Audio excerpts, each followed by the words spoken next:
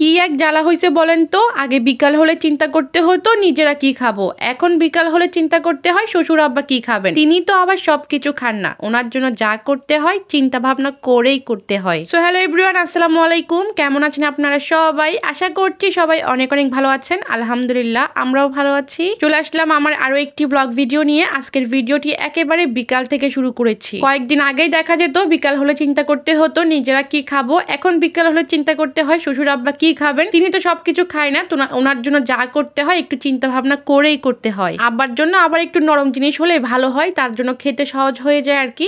আমি আবার খুব ভালো কেক বানাতে পারি, নিজের প্রশংসা নিজেই করছি। জানি না যারা খেয়েছে তারা বলে যে ভালোই হয়েছে, তো চিন্তা করলাম আজকে কেক বানিয়ে ফেলি। আমি যদিও বললাম যে আমি ভালো কেক বানাতে পারি, বাট গত 6 মাসে আমার একটা কেকও বানানো হয়নি। প্রায় 6 মাস পর আজকে কেক বানাচ্ছি শ্বশুর আব্বার জন্য, তো দেখা যাক কেমন হয়, সেটা তো তোমাদের সঙ্গে শেয়ার করবোই। আর আমার বানানো কেকগুলো আমি একেবারে সহজ সিম্পল করে বানাই। একটা এগ বিটার কিনে নিয়েছিলাম আরো প্রায় 3 বছর আগেই। এই 3 বছর যাবত এই এগ বিটারটা আমি ইউজ করতেছি। যখন আমার কোনো চ্যানেল ছিল না, পেজ ছিল না, তখন থেকে আমি এই মিয়াকোর এগ বিটারটা ইউজ করি। ডিম, চিনি, ভ্যানিলা এসেন্স, সামান্য লবণ সবকিছু একসঙ্গে দিয়ে খুব ভালো করে বিট করে নিয়েছি। তারপর আমি আধা কাপ পরিমাণ তেল দিয়েছি। তেল দেওয়ার পর জাস্ট কয়েক সেকেন্ডের মতো বিট করে বিটারটা রেখে দিয়েছি। তারপর বেকিং পাউডার, ময়দা, গুঁড়ো দুধ একসঙ্গে করে হয়তো দেখেছো হালকা হাতে জাস্ট এটাকে মিক্স করে নিয়েছি। মিক্স করে নেওয়ার পর এখানে আমি একটা কেকের মোল্ডে ঢেলে নিয়েছি। আর আজকের কেকটা কিন্তু আমি চুলায় বেক করব।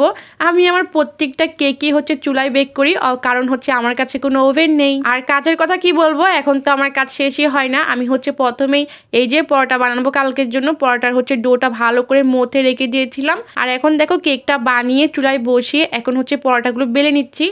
চুলায় প্রায় 20-25 মিনিটের মতো লাগবে। এর মধ্যেই কিন্তু আমার গিয়ে পরোটাগুলো বানানো হয়ে যাবে। এভাবে করে গুছিয়ে নিজের কাজগুলো নিজের সময় মতো করে নিচ্ছি, না হলে দেখা যাবে সবগুলো কাজ একেবারে এলোমেলো হয়ে যাবে আমার। আজকে ডাইনিং টেবিলে কাজগুলো শেষ করে ফেলছি, কারণ এখানে যেহেতু কেক বানিয়েছি সামান্য গুঁড়া টুড়া পড়েছে।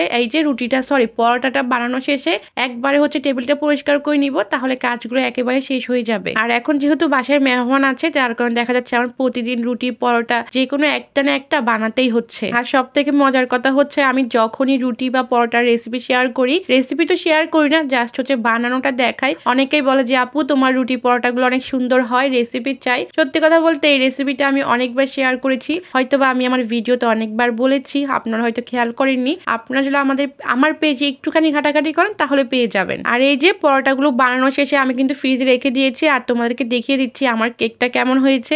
আমি কিন্তু কেকটা গিয়ে চুলায় বেক করেছি। আমি যেহেতু কাচের ঢাকনা দিয়ে ঢেকে দিয়েছি, যার কারণে উপরে কালারটা হালকা এসেছে। তোমরা যদি উপরে কোনো স্টিলের বা সিলভারের ঢাকনা দিয়ে ঢেকে দাও, তাহলে ওভেনে বেক করার পর কেকের উপরে যেই কালারটা আসে সেম সেই কালারটাই আসবে। তবে এটা সত্যি যে ওভেনে বেক করলে কেকের মাঝখানে একটা ফাটা আসে, ওইটা দেখতে অনেক বেশি সুন্দর লাগে। তবে ব্যাপার না, চুলায় অনেক ভালোই কেক বানানো যায়। আমি যেহেতু প্রায় সময় বানাতাম, এই জন্য আমি জানি। আর আমার কেকটা কিন্তু রেডি। দেখো ভিতরটা কেমন হয়েছে, তোমাদেরকে দেখিয়ে দিচ্ছি। এই কেকটা দিয়ে এখন শ্বশুর আব্বাকে চা দিয়ে দিব। সত্যি কথা বলতে উনি এই কেকটা অনেক পছন্দ করেছেন আর চা দিয়ে অনেক পছন্দ করে খেয়েছেন। তবে যাই হোক, চা খাওয়ার আগে তোমাদের কাছ থেকে বিদায় নিয়ে নিচ্ছি। সবাই ভালো থাকো, সুস্থ থাকো, আল্লাহ হাফেজ।